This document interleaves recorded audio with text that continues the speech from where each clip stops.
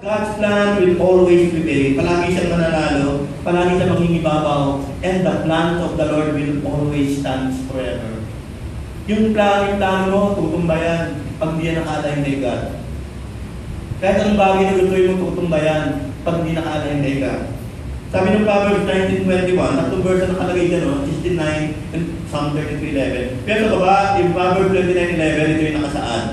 Many are the plans in a man's heart, but it is the Lord's purpose that prevail. Marami tayong planong iniisip sa puso natin, pero yung plano ni God palagi yung nangihibabaw. Di ba?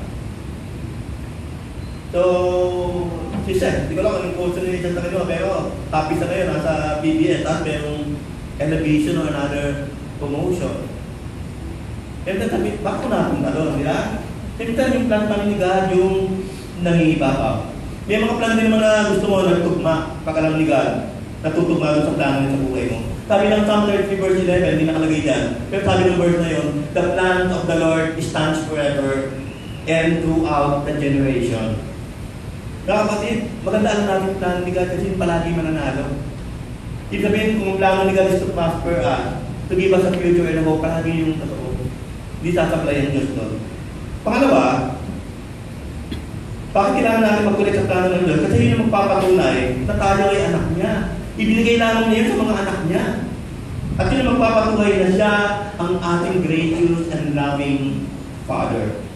Yung Jeremiah 29:11, 32:12, and Deuteronomy 29:29. Sabi ng 32:12, I will surely make you prosper.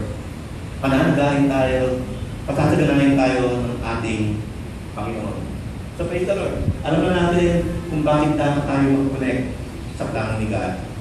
Pero mga kapatid, pupunta tayo sa isang higher level na napakaganda.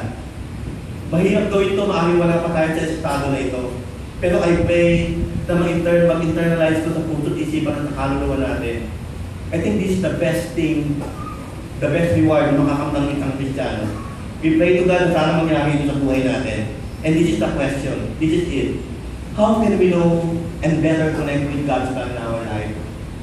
How can we know God better? Yung kanyang malalalim na plano, yung kanyang kalooban.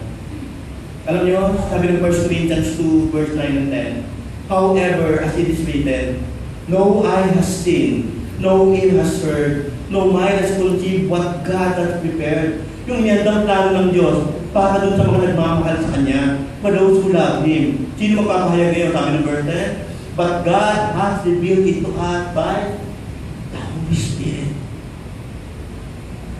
Yung Holy Spirit ang nag-reveal sa atin ng malalalim na plano ng Diyos sa atin. Bakit? The Spirit searches all things. Hinaharap ng tantong Espiritu lahat ng bagay, even the deep things of God. Alam niyo, pag hindi tayo close sa Holy Spirit, hindi natin malalaman yung magagandang plano niya sa atin. Naalala ko yun, yung sinabi ni Charles Spurgeon, yung pagtuto ka ng salita ng Diyos ay mabuti. Pero mas lalong mabuti pag nararamdaman mo yung conviction ng Holy Spirit sa puso mo. Alam mo, yung merong close sa Holy Spirit, malakas ang discerning niya, tawag discerning spirit. Yun ang nagagawa ng Holy Spirit. Kaya ang sabi ng Bible, live by the Spirit, walk in the Spirit. Higher level ito sa mga Kristiyano. At sino ba yung, natignan mo natin yung kasagutan dito. So, how can we know and better connect with God's plan in our life? Number one, by being close to the Holy Spirit. Alam niyo, magiging malapit ka sa Holy Spirit kapag malapit tayo sa salita ng Diyos at malapit sa panalangin. Yung prayer life ay ebidensya that we are close to the Holy Spirit. Pangalawa, kanino niya ng Diyos yung plano niya? Na hindi makita ng mata, hindi makita ng dena, kanino? Para doon sa mga taong nagmamahal sa Kanya. Alam ng Diyos kung sino yung nagmamahal sa Kanya. Sabi ng 2 Chronicles chapter 16 verse 9, yung mata ng Diyos ay parang searchlight na umiikot sa buong mundo. Anong tinitingnan niya? Tinitingnan yung puso ng mga taong tapat at loyal sa Kanya. Sabi ng 2 Chronicles chapter 16 verse 9, umiikot ang mata ng Diyos sa mundong ito para tingnan yung puso ng mga taong nagmamahal sa Kanya. Kasi pag mahal natin si Lord, sabi dito, He has prepared for those who love Him. Yung mga nagmamahal na kay God may reward. Alam niyo ba na Jesus Christ, was connected with God all his life. Pato, ano ibig sabihin ng Deuteronomy 6:5-6? Kinanta natin kanina. My life is in you, Lord, and love the Lord your God with all your heart, with all your mind, with all your strength, and with all your soul. Sample natin. Paano nalaman na mahal mo si God ng buong puso? Alam mo, pag mahal mo si God ng buong puso, yung ginagawa mo maganda. You give the best performance. Nasa puso eh. Paano nalaman si God mahal mo ng buong araw-araw? Hindi mo nakakalimutan. Dapat pala magbasa ng Bible araw-araw. Hindi mo nakakalimutan na dapat pala ay nananalangin araw-araw. Yung buong araw-araw, yung puso mo, binigay mo sa kanya yung buhay mo. Ganun inuutos ng Diyos sa ating kung paano siya mahalin. Ayaw ng Diyos ng half-hearted. Kaya sabi niya kay Joel, hindi Joel sa Bible ni Dagadia. Sabi niya kay Joel, ano sabi niya kay Joel? I want the whole of your heart. Hindi ko kailangan ng kalahati ng puso mo. Gusto ko yung buong puso mo. Pero, iba yung pagmamahal kay God. Mahal yung, sample na lang natin sa human level. Pag mahal mo yung boyfriend mo, girlfriend mo, anong ginagawa niya? Magsusuklihan kami niya ng pagmamahal eh. Diba? Pag malambing ka naman, bigyan ka na rin. Pero di ba kahit di malambing eh, bibigyan ka pa rin. Pero yung in return palagi, gano'n ang mentality eh. Pag mahal natin sa tao, nag-iisip ka na ba, paano tayo makakaganti ng pagmamahal sa tao na ito? Diba? Lalo na kay God. Binibigyan niya tayo ng the brothers and sisters in the Lord. It's good to connect with God and His plan. Lalabas tayo dito na alam natin na may plano si God sa atin. At minsan nililibil ni God dito sa kanyang salita. So keep reading the Bible para lalo natin ma-discover yung kanyang lalim ng kanyang pagmamahal sa ating buhay. Let's bow our heads and close our eyes. Thank God. Let's pray. Panginoon, nagpapasalamat kami sa gabi ito. May plano ka pala sa amin. Sometimes napaka-resistant namin. Ang palaging basihan namin pag hindi maganda yung circumstances, hindi mo nakalooban. Pero Lord, dito, yung mga Babylones, pinasakop mo. At sinabihan pa rin sila, asawa kayo, normal pa rin yung buhay. Build houses, settle down. Salamat Lord sa pagtuturo. Na mayroong magandang plano sa amin. Gusto mo na mag-prosper kami. Father God, in the eyes of your love, thank you for teaching us na yung meaning ng prosperity ay hindi lamang sa material na bagay. Like your love for the nation of Israel, you allow them to prosper by means of 3 things. Lord, naging fruitful sila. Ngayon lang may mga trabaho kami, nag-aaral kami, matataas yung mga grades. It's one example of fruitfulness.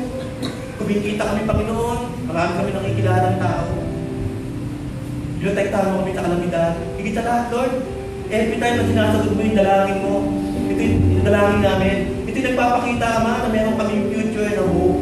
Hindi palagi kami umaasa sa iyo. Kasi kung hindi na kami umaasa sa iyo, hindi na kami nagpapray. The praying for you and coming to you is a signpost, Lord God. It's a proof that we really want or we are depending on you, Lord God. Sa hapon na ito, thank you, Lord, for reminding us that you love us. Thank you, Lord, na may plano ka sa aming buhay.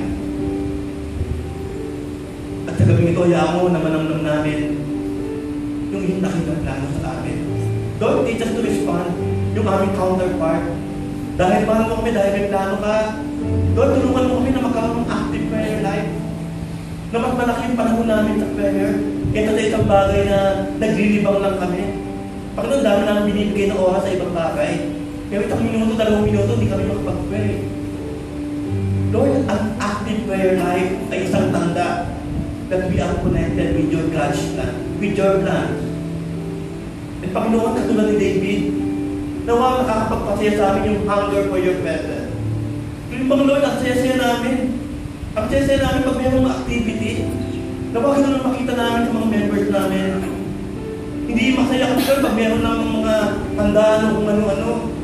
Pag nakwatsa, Lord, excited kami makikita na ng mga kasamahan o barkada namin. Hindi naman tamahin, Lord, pero sana mas maging excited kami sa mga bagay na may relasyon sa iyong salita at sa iyong kalooban sa aming buhay. Maging excited kami sa pag-aaral. Lord, we want to thank you. Yung mga kabataan dito, pinagpapasalamatan namin yung aming mga parents dahil sila yung nagpapaaral sa amin. Sila ay instrumento ng Diyos upang matupad ang iyong mga pangarap sa aming buhay. Yes, oh God, we want to thank you. Kaya ba sa ating kalagitnaan na merong conviction sa puso at nagpapasalamat sa Diyos na meron plano ang Diyos sa iyong buhay. Kapatid, kung gusto mo mag-respond at maipanalangin ka na magkakaroon ka ng active prayer life at isang passionate hunger for the glory of God, I invite you to stand and I will pray for you. Salamat. Meron pa ba? Salamat. Yes. Panginoon, we stand in pledge of allegiance na meron kaming trust sa inyo. Lord, kami mga nakatayo, nakaranas kami ng maraming pagsubok sa buhay. Pero Lord, talagang napaka-fruitful. Lord, we want to take an example for Kuya mo. At this age, Panginoon, what a wonderful thing na siya nagtatrabaho pa rin ng mga foreign company. Lord, it gives us inspiration na kahit anong edad namin, Lord God, nagiging mabunga pa rin. Bakit? Kasi Panginoon, bahagi ito ng plano mo. A future and a hope for each and every one of us. Sa aming nakatayo, Lord, ilagay mo sa aming puso yung aming pong commitment. Panginoon, palagi kami mananalangin sa bawat araw ng aming buhay. Hindi lamang yun, Lord God, na palagi kami magkakaroon ng answered prayer. Higit pa doon, Lord God, palagi ka namin mapapakinggan. Na lahat ng tinig na pwede namin marinig, yung boses namin, yung boses sa talas, maiiwasan namin.